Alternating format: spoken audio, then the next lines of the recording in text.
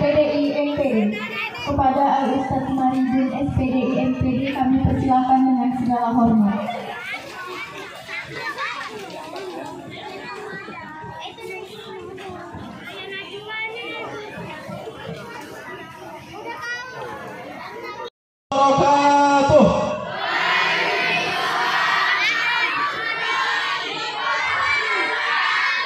Alhamdulillah, nahmaduka Allah. Serahkan Nabi Muhammad sallallahu alaihi wasallam karena memberikan hiburan. Nabi Muhammad waktu itu bersedih.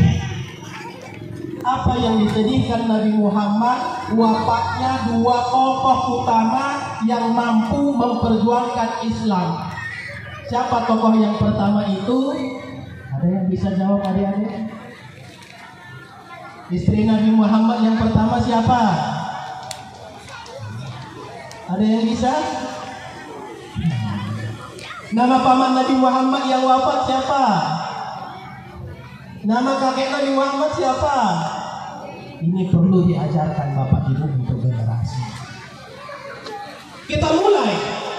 Yang pertama karena wafatnya istri Nabi Muhammad. Siapa istri Nabi Muhammad? Namanya Siti Khadijah. Kenapa Nabi Muhammad sedih ketika wafat? Ternyata Khadijah inilah yang berjuang, membela, memperjuangkan, mengorbankan segalanya supaya tegak dakwah Nabi Muhammad sallallahu alaihi wasallam.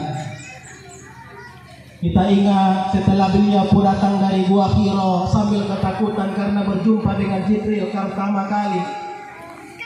Nabi Muhammad datang dengan gemetar, zamiluni, zamiluni.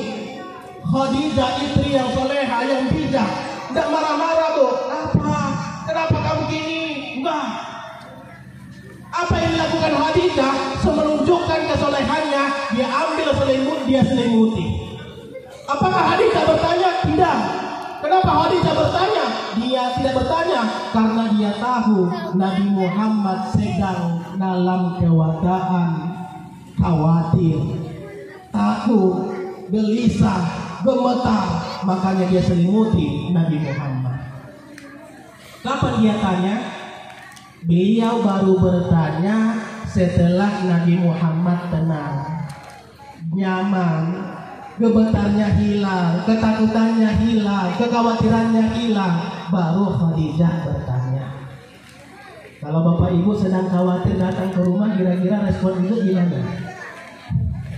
Kenapa? Kok bisa? Apa tuh?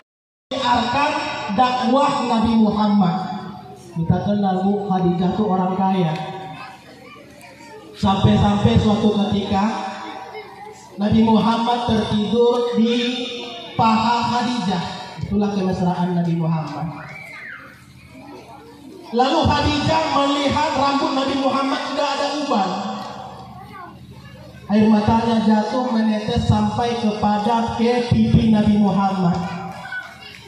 Nabi Muhammad yang merasakan ada air, tetesan air mata langsung bangun, duduk. Khadijah, kamu kenapa? Enggak ada, kata Khadijah. Apakah kamu bersedih gara-gara hartamu habis untuk menjalankan agamamu? Khadijah menjawab, demi Allah bukan ya Rasulullah. Bahkan hartaku semua engkau habiskan untuk berdakwah. Bahkan kalau perlu nanti aku meninggal, tulang belulangku masih diperlukan untuk menyiarkan dakwahmu. Gunakan. Ini Khadijah. Apapun kekhawatiran, kepanikan, kerusuhan, intimidasi, cobaan Rasulullah di luar Makkah, ketika masuk ke dalam rumah tenang, damai. Kenapa? Ada Khadijah yang menenangkan. Ini yang pertama. Di dalam rumah ada istrinya yang menenangkan. Yang kedua, Isra Mi'raj itu karena pamannya meninggal. Adik-adik, siapa nama pamannya tadi? Ya, siapa? Abu Thalib. Tepuk tangan dulu untuk adik kita. Luar biasa. Abu Thalib apa?